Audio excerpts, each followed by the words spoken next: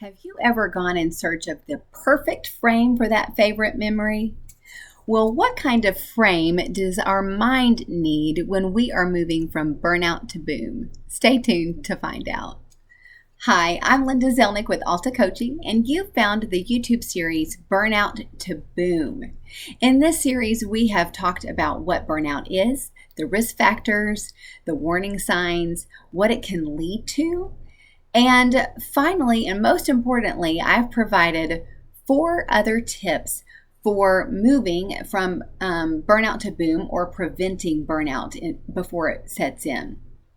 So this video is to give you the 5th and final most common tip from 15 thought leaders on how to prevent or recover from burnout. Now, before I move into that, I just want to do a quick review that burnout is in essence, to be exhausted, cynical, and hostile toward one's work, and also down on one's job performance. Now, it'll manifest itself differently in different people, and the risk factors can vary, but there are some common large risk factors, such as being in a helping profession or being a high achiever. So some of these things, by the very essence of their traits that lead people to helping professions or to be high achievers, when those things are overused or out of balance, burnout can set in. Now, burnout can manifest itself emotionally, physically, and mentally.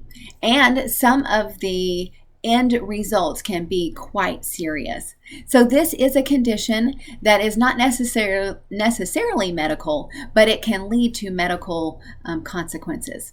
So I encourage you that if burnout resonates with you, that you think through which tips are most valuable and would give you the biggest results the fastest.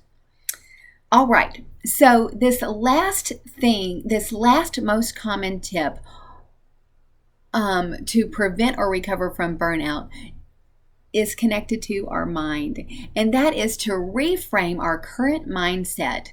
Matt D'Avella says that burnout is the moment when everything gives. He also says that the fastest way to burnout is thinking you'll solve all your problems if you just work harder or just do more. And so the reframes that I'm about to share with you are some important ones for helping the other 4 tips serve you well and be successful. So the first one that I want to mention is to give yourself permission to slow down. Our culture, this minute-by-minute microwave society that we have, where most everything is available at our fingertips and in a quick order, more or less encourages us to run fast all the time. And so we have to go against the grain and against the culture and give ourselves permission to slow down, to say, I don't have to live in that status quo, and it isn't serving me well. When I run so fast all the time, I'm not giving my best to any one thing, and it's wearing me down. So if you are like me or many people, burnout can lead to exhaustion, and thus slowing down or giving yourself permission to slow down helps you prevent that and recover from it. Second, I encourage you to go from a doing it all by myself mentality to the mentality of having support. So there is a TED Talk by Emily and Amelia Nagoski and on their book about burnout, and they said that you cannot self-care yourself out of burnout. And I just found like that was very profound, because if we could self-care ourselves out of burnout, we wouldn't have gotten burned out in the first place. I know I wouldn't have. And so they said that you do need self-care, but that isn't the single most important thing, that a bubble of love is more important. And to me, that says support. And so as I think about things that have helped me get out of burnout, that included a lot of different support, some medical support, some self-care at home, some friend support. And what keeps me from from Burnout now is a different kind of support. I work from home, I have small children, I homeschool, and so I actually hire support that I didn't have before in hopes of not having burnout. This also, to me, falls into the whole pick yourself up by your bootstraps American value of leading yourself to success.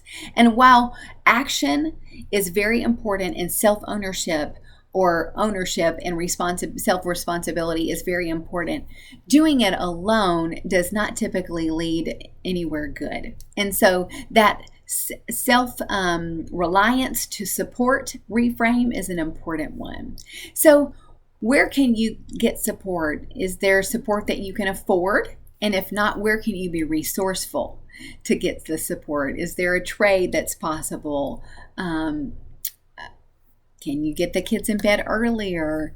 What is possible? Instead of thinking if, think how, and just working on the inspiration for that.